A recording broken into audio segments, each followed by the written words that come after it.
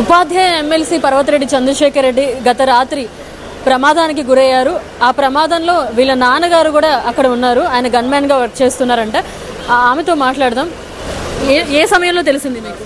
10:30, 11 night. So ఏ కార్యక్రమానికి వెళ్ళొస్తున్నారు? జగన్ గారి మీటింగ్కి ఎక్కడికో వెళ్ళేసి వస్తున్నామని అన్నారు. సో మీకు ఆ టైంలో ఎవరు సేవ్ చేశారని చెప్పారు? జానీ మాస్టర్, డ్యాన్స్ మాస్టర్ ఉన్నారు కదా, వాళ్ళు సేవ్ చేశారన్నారు. వాళ్ళు బ్యాక్ ఏదో ఈవెంట్ నుంచి వస్తూ ఉంటే ఇక్కడ యాక్సిడెంట్ జరిగేసరికి వాళ్ళని చూసి సేవ్ చేసి సార్ వాళ్ళని హాస్పిటల్కి తీసుకొని వచ్చామని చెప్పారు. సో ఇప్పుడు ఎలా ఉంది అని చెప్పారు మీకు? మా ఫాదర్కి అయితే పర్లేదు, బాగానే ఉంది. మేము ఎంఆర్ఐ స్కానింగ్స్ అవన్నీ తీసాము, చూసి ఎలా కండిషన్ ఎలా ఉందో చెప్తామని అన్నారు. ప్రస్తుతానికైతే మా ఫాదర్ బాగానే ఉన్నారు.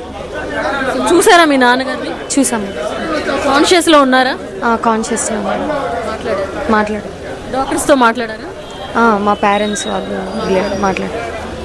సో ఇప్పుడు మళ్ళీ ఎప్పుడు డిశ్చార్జ్ చేస్తామని చెప్పారు? తెలీదు, రిపోర్ట్స్ వచ్చిన తర్వాత చూసి డిశ్చార్జ్ చేస్తామన్నాను.